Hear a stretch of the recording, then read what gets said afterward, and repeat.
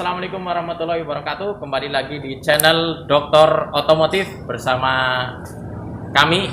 Di sini saya sudah ditemani oleh salah satu praktisi otomotif, yaitu Pak Teguh Subiantoro dari Auto Clinic Center. Ini bengkelnya nih, coba disut. Nah, itu bengkelnya. Bagi yang mau servis silakan ke Auto Clinic Center. Di sini tetap kita patuhi protokol 5M untuk kita bersama-sama dalam rangka pencegahan COVID-19. Mudah-mudahan kita dalam keadaan sehat, bisa keluar dari masa sulit di pandemi COVID-19 ini. Amin ya. Oke, netizen yang budiman, sahabat setia Dokter Otomotif, kali ini kita akan membahas atau bertanya kepada Pak Teguh Subiantoro selaku praktisi otomotif tentang baterai. Ya, jadi kita akan bincang-bincang dengan Pak Yanto tentang baterai. Oke, Pak Yanto. Oke. Gimana kabarnya? Sehat, Pak? Alhamdulillah. Baik.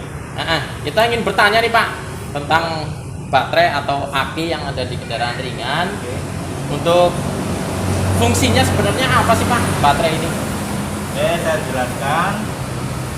Fungsi baterai pada kendaraan ringan adalah pada saat mesin mati, dia untuk mensuplai arus listrik ke dalam komponen-komponen kelistrikan seperti lampu di dalam lampu kabin, audio, juga untuk men-start mesin.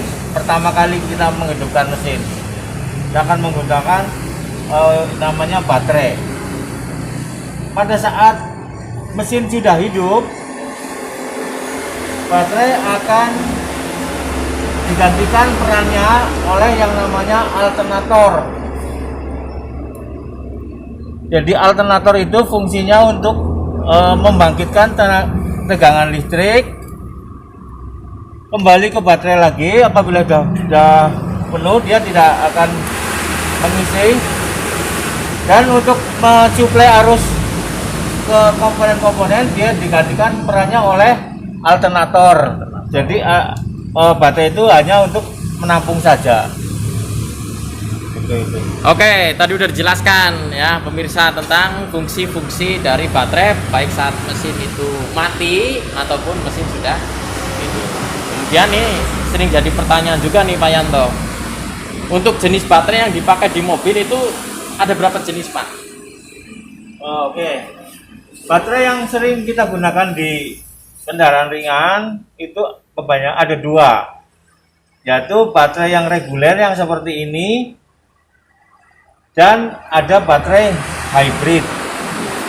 Baterai reguler itu adalah baterai yang pada saat kita beli baru, masih buka dus, itu masih kosong, belum ada arus, belum ada cairan elektrolitnya, sehingga kita perlu menambahkan cairan elektrolit ke dalam sel-sel ini untuk bereaksi menjadi arus listrik seperti itu. Kalau hybrid? Kalau gimana, yang Pak? hybrid itu, kalau baterai hybrid kita beli dari buka dus itu sudah ada tegangannya, ada arusnya. Kita tinggal pasang, kontaknya positif negatif, kita tinggal start. Oh gitu. Oke. Jadi gitu ya tadi pencinta otomotif dari penjelasan Pak Yanto. Untuk baterai basah atau reguler itu ada dua jenis tadi. Yang reguler atau yang biasa, satu lagi ada hybrid. Tentu yang hybrid punya kelebihan tersendiri. Dia udah diisi elektronik dari manufaktur dan minim penguapan. Jadi untuk perawatannya tidak terlalu sulit untuk yang hybrid. Kemudian kita mau bertanya lagi nih Pak Yanto. Biasanya dari pengguna mobil itu ada yang menggunakan namanya menyebutnya aki kering. Coba dijelaskan sebenarnya apa itu aki kering, coba. Di aki kering yang di sini biasanya itu sebenarnya bukan aki yang benar-benar kering, tapi hanya aki MF atau maintenance free atau bebas perawatan atau minim perawatan. Jadi aki MF itu hampir sama seperti hybrid. Pada saat kita beli itu sudah ada arusnya dan kita tinggal pasang. dan tidak ada lubang yang untuk mengisi cairan elektrolitnya, itu tidak ada. Nah, karena dia cairannya adalah berupa gel sehingga minim penguapan, jadi kita tidak perlu menambahkan cairan ataupun memperbaiki aki, itu tidak perlu. Oke, itu tadi aki kering udah dijelaskan ya. Jadi untuk para pecinta otomotif, tadi jenis baterai udah dijelaskan oleh Pak Sugiantoro. Berikutnya kita ingin bertanya juga, Pak Yanto, ini supaya pemirsa lebih paham lagi tentang baterai, kami minta dijelaskan nih detail tentang komponen-komponen baterai yang ada di baterai tersebut, coba. Oke. Di baterai ini ada komponen-komponen, yaitu berupa ini adalah kutub positif, ada kutub negatif. Dan sini ada LED atau tutup baterai itu sendiri. Di sini ada plug atau tutup baterai, tutup untuk pengisian cairan. Di sini ada kotak baterai, di sini ada separator. Di sini ada elemen. Jadi separator itu untuk memisahkan antara elemen satu dengan elemen yang lain. Di sini ada 5 buah separator.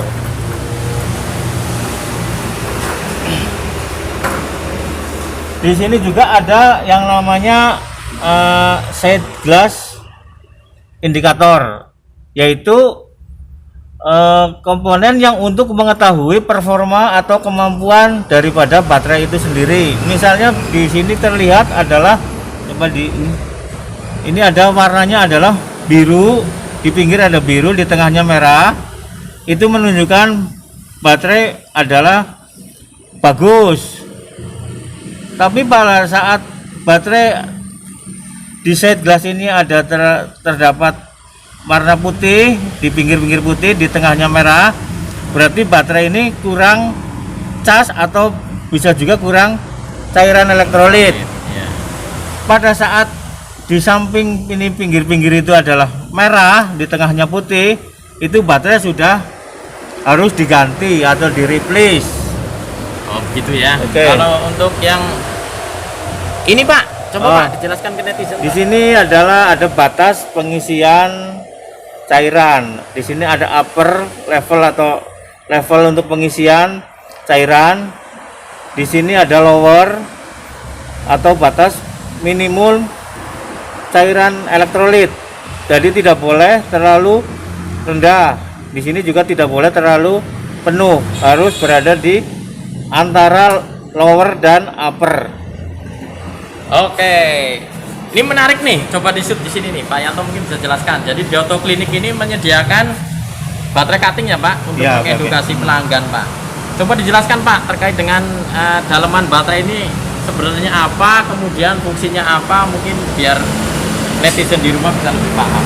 Oke, yaitu di dalam baterai itu terdapat komponen yang terbuat dari plumbum atau dalam bahasa kimianya itu PBO2, plumbum oksida. Jadi ini adalah orang menyebutnya itu timah. Di sini ada elemen. Ini yang terbuat dari fiber atau mat untuk memisahkan antara komponen ini, pembatasnya ini.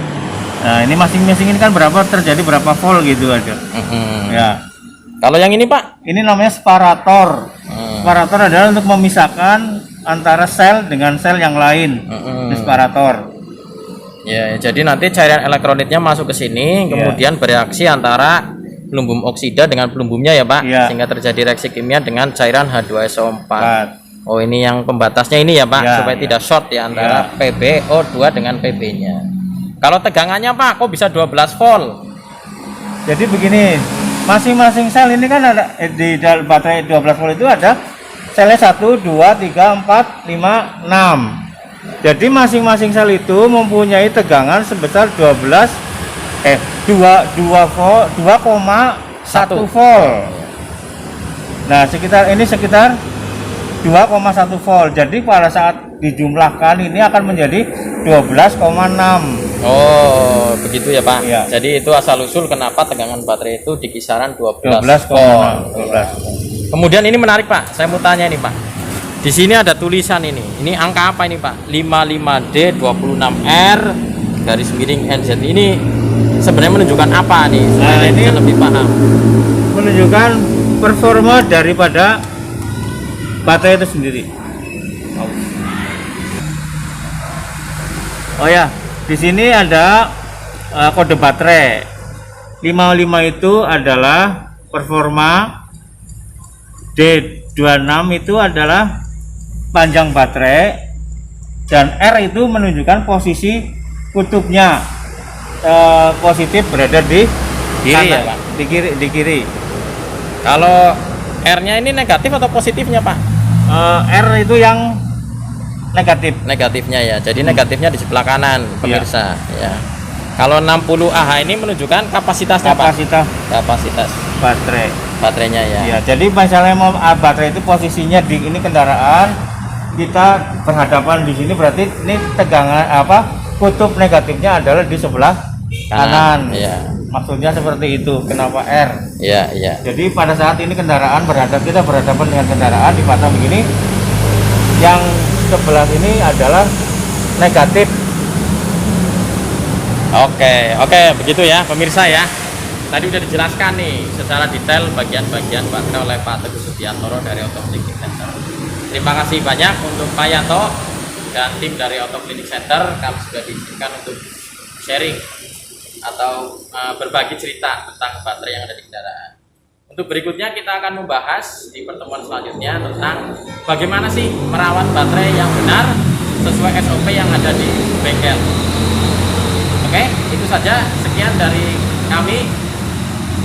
Jangan lupa untuk like, subscribe, dan komentar jika ada tambahan, kritik, atau masukan tentang penjelasan kami bisa dituliskan di kolom komentar dengan bahasa yang sopan ya, supaya kami bisa membalas juga, nanti bisa dengan edukasi, saling berbagi edukasi.